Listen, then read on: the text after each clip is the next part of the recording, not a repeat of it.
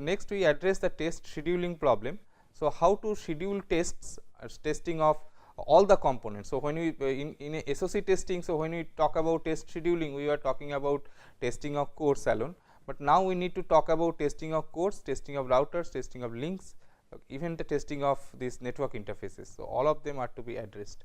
So, of course, the major one is the core testing, and then we have to go for the other routers and all those things.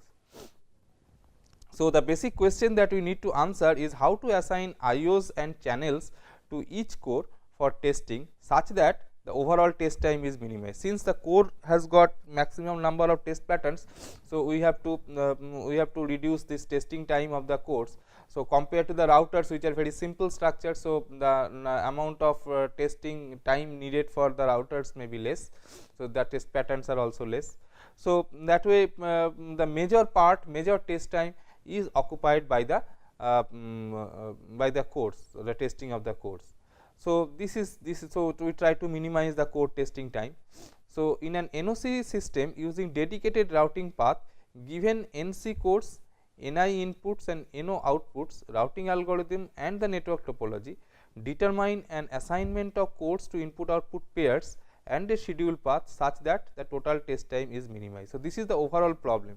So, as we have said that if this is the full NOC that we have, now there are some input output pairs, because say this is a router here, with that we have got a core, and that core is connecting to one of the input channel of the ATE. Similarly, there may be another router here to which we have got an attached core, and that acts at the output channel for the ATE. So, this pair, so if suppose this is core number say 2, this is core number 5. So, this 2 5 it forms a input output pair. Similarly, if there may be another input output pair here, so this may be output and this may be input. So, that may be say 6 and 10. So, that is another input output pair. So, in this way we have got a number of input output pairs. So, one particular core, so if a core is located somewhere here and that we are going to test, so the path through which these test patterns will be transported very much depends on the input IO pair via which we are going to test it, because if we are going to test it via this pair 2 5, then the test patterns will be communicating communicated like this, okay, and the responses will again be communicating from this core like this. So, this is the path that needs to be reserved for the in that case. This is the path that needs to be reserved for that case.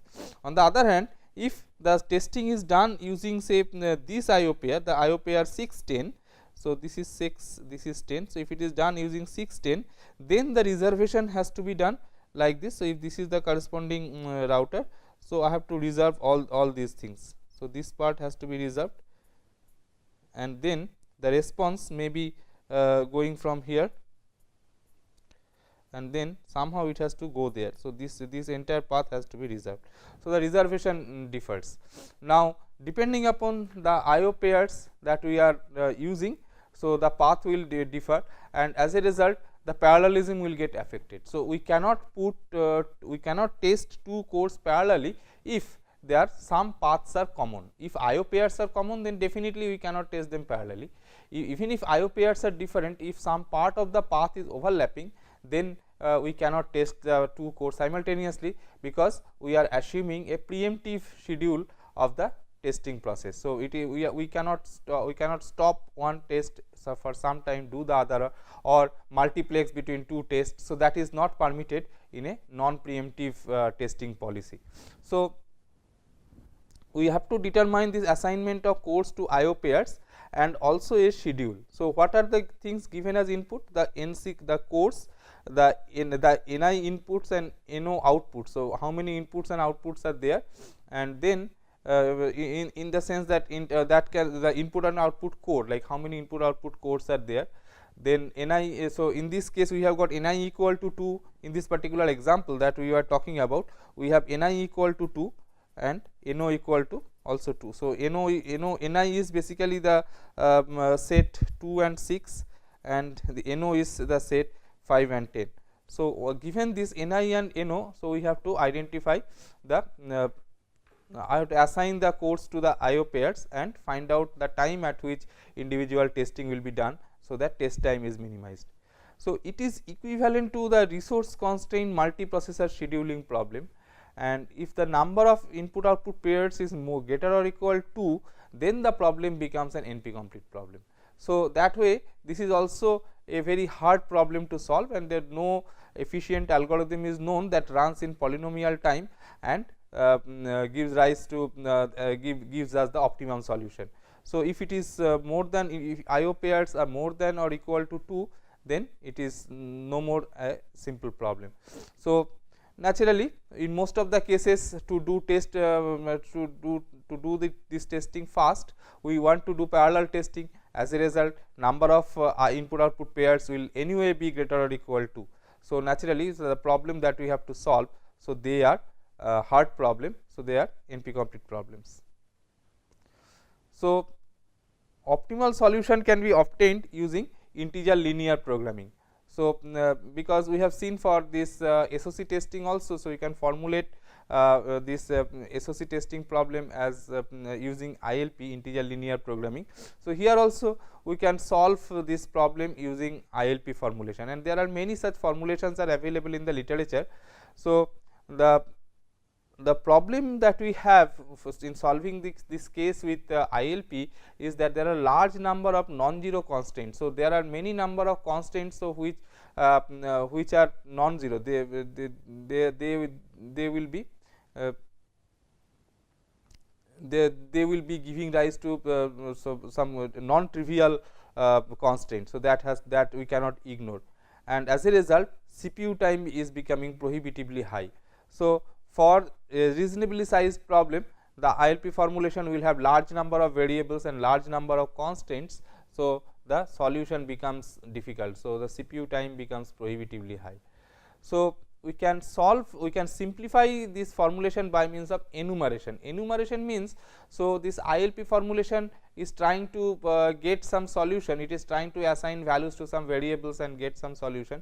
So, we have some tables pre-computed, which tells that if you put it onto this say for this NOC testing. So, if you are putting onto this IO pair, then this is the path that needs to be blocked. So, instead of making the ILP identify the path, so we can have a table, because it is following XY routing. So, we can very easily form a table that will tell us like what are the components to be reserved. So, that is actually the type of enumeration. So, given this, so it can help us in doing the operation. So, we can enumerate the assignment of codes to IO pairs. So, we can tell that if this is assigned to this IO pair, then what is the path, if it is assigned to another IO pair, then what is the path. So, instead of making the ILP identify the paths, so we can get this thing. So, if we do that, then number of constraints gets reduced. So, that way it simplifies the problem. A few and as a result, the ILP formulations that have been reported in the literature, so that may take much less time for small instances with smaller number of IOs. For larger instances with larger number of IOs, CPU time is still prohibitively high. So, it is not suitable for large systems. So, that is the basic problem that we have. So, there we have got this system requiring lot of time to get the solution. So, there are some heuristic algorithms that have been developed. So, one possible heuristic is it works like this. First of all, we sort the codes and IO pairs in descending order of testing time. So, it is like this, that if I am testing one particular code using some IO pair, say I am testing this code using some IO pair here. So, these two are the IO pairs. So, basically the path will be going like this from here to here and from here to here through intermediate routers. So, we know how many routers are there, what are the delays of individual routers, how many links are there, what are the delays of individual links, moreover how many test patterns are there, so that this is going to reach this thing.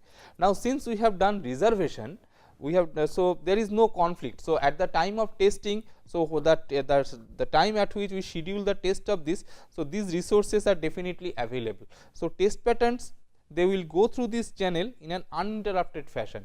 So unlike the normal operation in an NOC, what happens is that if you are sending one packet from here to here, so it is following this path. Now there may be another communication which is going on. So maybe from maybe another communication from say here to there, then it also follows this path. Now this part of the path is common between the two communications, so there will be congestion. Okay, so there will be competition between the two paths, two communications to proceed.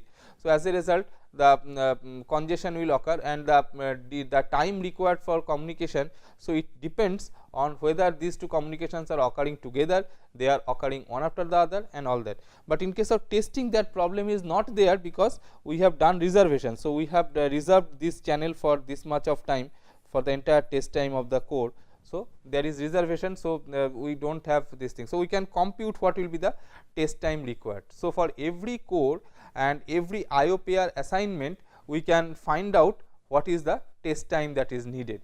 So we sort cores and IO pairs in decreasing order of testing time. So whichever core takes highest time, so that is put at the beginning. Then we permute cores and IO pairs. So permute cores and IO pairs means we try different sequence of core testing and onto different IO pairs.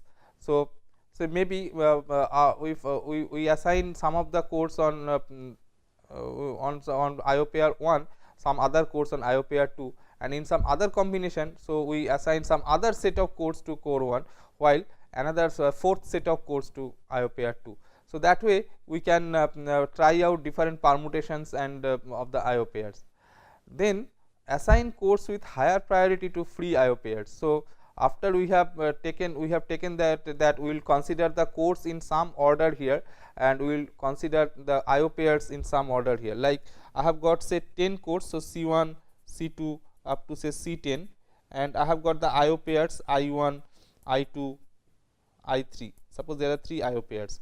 So which core will be taken up first for scheduling, and to which IO pair it will be assigned. So it is done like this. So the first we try out a permutation of this C1 to C10.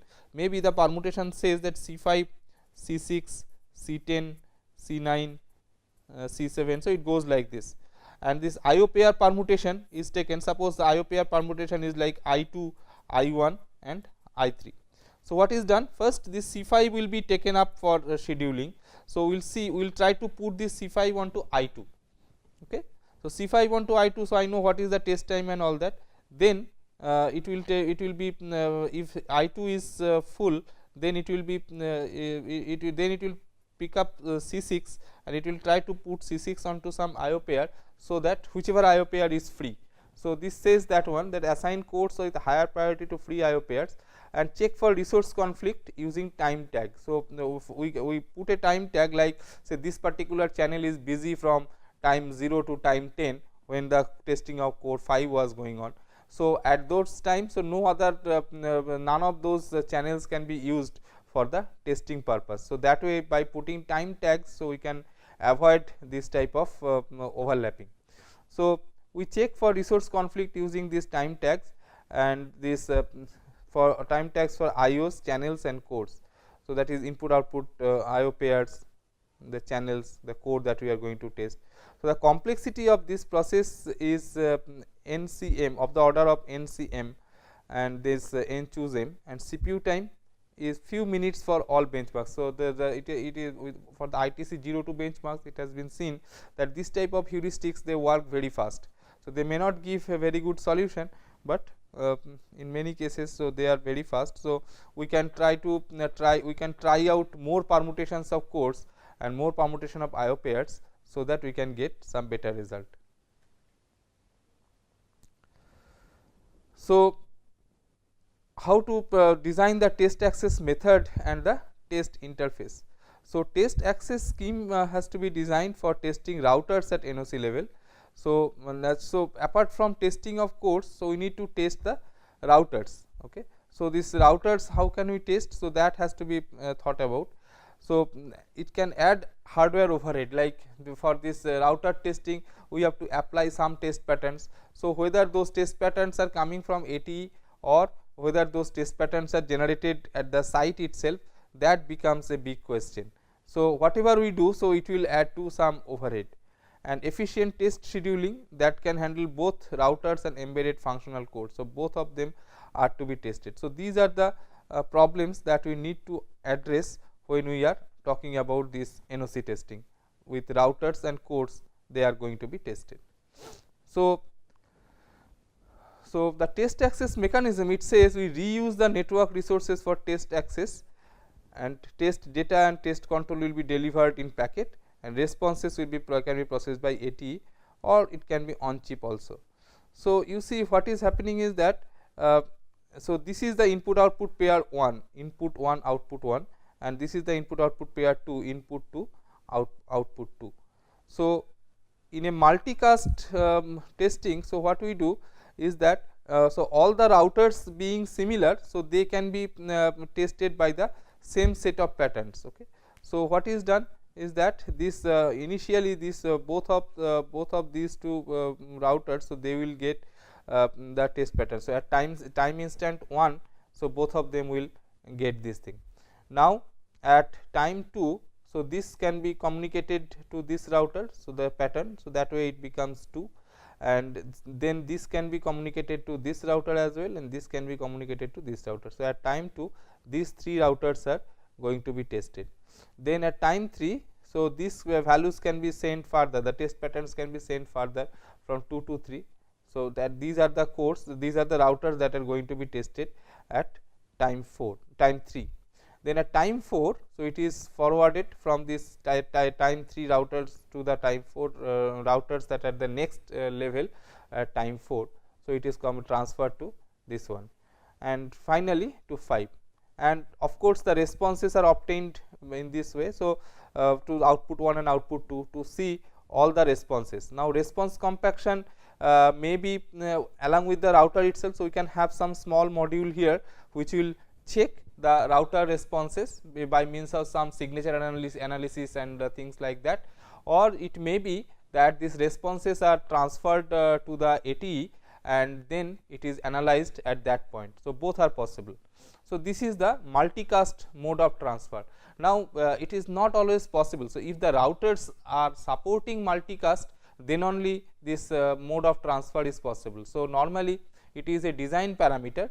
So, designer in the design, if it is required to do some multicast operation, then only the designers will keep the multicast mode for the routers. And one thing we must keep in mind, that these routers are much simpler compared to the routers that we have in computer networks. In computer networks, in many cases an entire computer is dedicated to work as a router, but here you see that we are talking about on chip routers. So, they are very simple. Okay. So, they do not have much intelligence in them. So, whatever functionality is the bare minimum, so that is put by the designer into this system. So, if it does not require multicast in the design phase, so this multicast facility will not be there, but unicast will definitely there. So, in unicast mode what will happen? So, in time step 1, so these codes will be the test pattern will be sent to this router from the first channel, and from the second channel it will be sent to this router. So, in time, so this is unicast. So, it can be forwarded to only one destination. So, it is forwarded to destination 2, where this router will be tested at time 2. So, this is tested at time 2, then it is going to 3 here and 3 here, and once this is over, then it can send this pattern to at time 4. So, these two communication can go on parallelly, because this is from this one and this is from this one. So, these two communication can go on parallelly, and then they get 4 4. Now, this is getting after that. So, this will get transferred. Actually, you can say that okay, why not 3 to 6. So, that is also possible, but what is required is that the response also has to be collected. So, if we want to do that, so only 2 of the codes can be tested, 2 of the routers can be tested at any point of time, because the response also needs to be transferred to the output channel. Okay. So, even if we say that these 3 will transfer the test pattern to 6, but the response cannot be collected, because these 3 cases are there, that these 3 routers are going to be tested parallelly. So, that is not possible, we cannot collect the response here, and as it is going that reservation based policy. So, there is no way to reserve the channels that way. So, only we can reserve channels, so that this input to the core to the output. So, it is 1 2 3, it is going like this. So, first it is testing this, then from input it will be sending pattern for this router, or it may be forwarded from the previous stage, whatever it is. So, it is getting the test pattern. So, this way, this you see that in this case we will require 6 time steps to do the test access. So, that way it is time requirement may be high compared to a multicast situation. Now, the response part, as I was telling, that it can be handled on chip or it can be handled off chip. Okay. So, it can be handled on chip by means of like this one, this router, whatever is there. So, this can give the response to the MISR, and similarly this router gives this response to the MISR. So, this MISRs they will be compacting these responses over space and time, and then it can be transferred, it will be transferred to the ATE for comparison. So, this comparison, this compacting can be done, and in this case, so what happens is that these responses, they are sent to some comparator which does a comparison of the responses, and then after doing the comparison, this comparator sends the result to the ATE. So, that way this is this can be faster. Of course, there is a chance of aliasing here, but here the chance of aliasing may be more, because this comparator it just says yes or no, compares between the 2 responses. So, it may not be able to identify or pinpoint the faults that have occurred in some router. So, test wrapper design is similar to this 1500 wrapper. So, this test wrapper part, so it will be putting the codes onto into a situation, so that it can the test patterns can be applied carefully to this to the NOC, to the individual codes, but otherwise it is similar to the 1500 wrapper. So, we will continue in the next class.